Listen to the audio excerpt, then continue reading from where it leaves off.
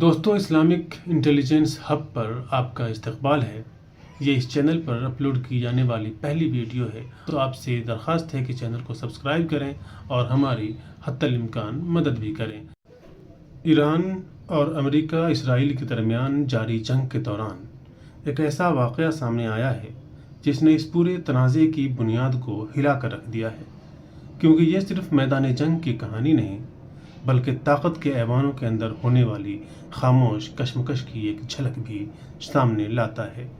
امریکہ کے انتہائی اہم اور حساس انٹیلیجنس ادارے کے سربراہ جوزف کینٹ نے اچانک اپنے عہدے سے استعفیٰ دے دیا۔ لیکن یہ استعفیٰ ایک معمولی سرکاری کارروائی نہیں تھی، یہ ایک ایسا تحریری بیان ہے جس میں انہوں نے کھل کر اس بات کے اس جنگ کے جواز کو چیلنج کیا اور اس سے ایسے دعوے کیے جو عالمی سیاست کے ایک بڑے بیانیے کو سوالیہ نشان بنا دیتے ہیں۔ اس کی اصل تک سمجھنے سے پہلے یہ جاننا ضروری ہے کہ کینٹ کون تھا۔ کینٹ، جوزف کینٹ، امریکہ کے نیشنل کاؤنٹر ٹیررزم سینٹر کے ڈائریکٹر تھے۔ یہ ایک ایسا ادارہ ہے جو دنیا بھر میں دہشت گردی کے خطرات کی نگرانی کرتا ہے، مختلف انٹیلیجنس ایجنسیوں سے آنے والی معلومات کو یکجا کر کے ایک جامع تصویر بناتا ہے اور براہ راست امریکی حکومت کو، امریکی صدر کو یہ بتاتا ہے کہ کون سا خطرہ حقیقی ہے اور کس سطح کا ہے۔ یعنی اگر کوئی شخص یہ کہہ سکتا ہے کہ کسی فرد سے، کسی ادارے سے، کسی ملک سے امریکہ کی سلامتی کو خطرہ ہے یا نہیں ہے، تو یہی وہ شخص تھا اور یہی وہ ادارہ تھا جس کا وہ سربراہ تھا۔ جوزف کینٹ کا بیان غیر معمولی اہمیت کا حامل ہے، خاص طور پر اس لیے بھی کہ وہ صرف ایک افسر نہیں تھا بلکہ ایک کامبیٹ ویٹرن بھی رہا۔ وہ ایک کامبیٹ ویٹرن بھی رہا جو جنگ اور انٹیلیجنس دونوں کی حقیقتوں سے واقف تھا۔ دوستو، اپنے استعفے میں کینٹ نے جو موقف اختیار کیا وہ انتہائی واضح اور غیر معمولی تھا۔ انہوں نے اپنے استعفے کے لیٹر میں لکھا، میں اس جنگ کی حمایت اپنے ضمیر کی مطابق نہیں کر سکتا۔ ایران امریکہ کے لیے کوئی فوری خطرہ نہیں تھا۔ اور یہی وہ جملہ ہے جو اس پوری بحث کا مرکز بن جاتا ہے، کیونکہ جب وہ شخص جس کا کام ہی خطرات کی نشاندہی کرنا ہے یہ کہہ دے کہ خطرہ موجود نہیں تھا، تو پھر سوال صرف ایک پالیسی کا نہیں بلکہ پورے نظام فیصلہ سازی کا بن جاتا ہے۔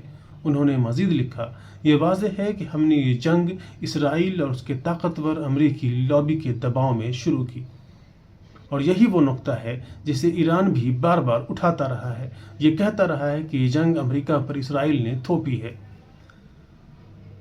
کیونکہ اس کا مطلب یہ ہے کہ جنگ کا فیصلہ صرف سیکیورٹی کی بنیادوں پر نہیں بلکہ سیاسی دباؤ اور اتحادی مفادات کے تحت بھی لیا جاتا ہے اور لیا جا سکتا ہے۔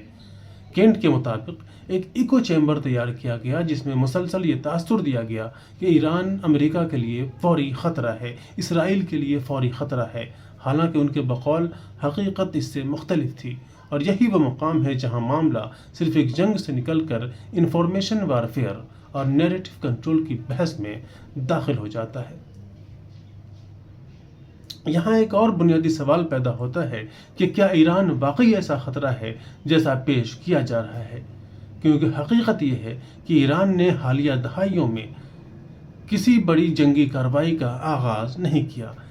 امریکہ اور اسرائیل کے مطابق ایران کا نیوکلیئر پروگرام، اس کی میزائل ٹیکنالوجی اور اس کا علاقائی اثر و رسوخ اسے ایک پوٹینشیل تھریٹ بناتا ہے، خاص طور پر اسرائیل کے لیے جو اسے ایک وجودی خطرہ سمجھتا ہے، جبکہ امریکہ کے نزدیک ایران صرف اس کے اتحادیوں بلکہ عالمی استحکام کے لیے بھی مسئلہ بن سکتا ہے۔